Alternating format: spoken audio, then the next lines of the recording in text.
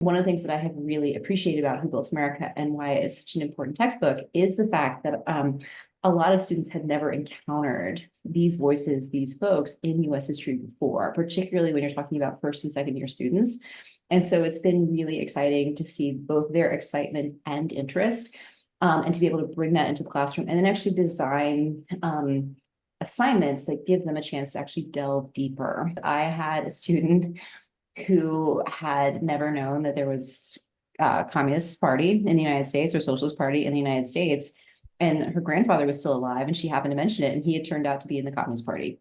And it was a complete and total shock to her. So it was just like sort of really one of those wonderful moments. It almost always happens at some point during the semester where one or another student will raise their hand and say, why was I never taught this in the past? Why was I never taught this version of history? And I think that is a great question. So rather than let the matter rest as ignorance, I always say, well, let's think about that. Why do you think you were taught the history you were taught?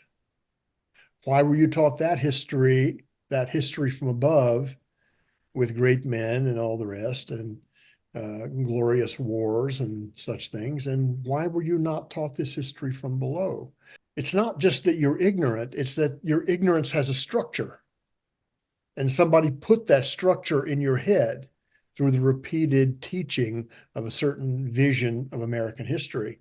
And so Who Built America, for a long time, almost uniquely allowed us to challenge that as a general interpretation. Who Built America was literally the first and only textbook that I used in my survey courses, because what I wanted to teach my students, and especially I've always worked with a lot of first gen, a lot of working class students, Who Built America just gives them a more compelling way to see themselves, their neighborhoods, their communities, their families as an integral part of US history.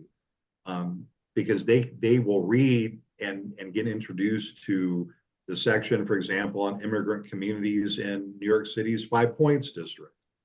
And, it doesn't matter if they come from the Middle East or from Latin America or the Caribbean, they can identify that's a great entry point for them into thinking about US history as this diasporic working class experience. Things that you confront, particularly when teachers recent past, is why does this matter? Don't I know all this?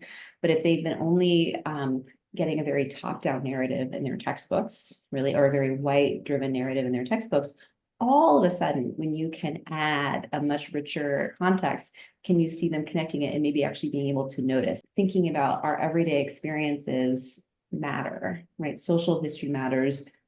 Your social life, not in that sort of your social life, but you know what I mean? Social life matters. Everybody counts.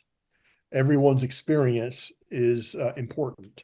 We joke, especially, scholars of color joke about we call it the color bar, where you'll have the main story about, say, like the progressive era or Jacksonian democracy, and then there'll be a little color bar outside of the main text, and it'll say, oh, well, here's the Native American experience, or here's the women's experience, or here's the shoemaker's experience, which is generally radically different than the mainstream experience, right? And Who Built America doesn't have that. In Who Built America, working class people are in the main text.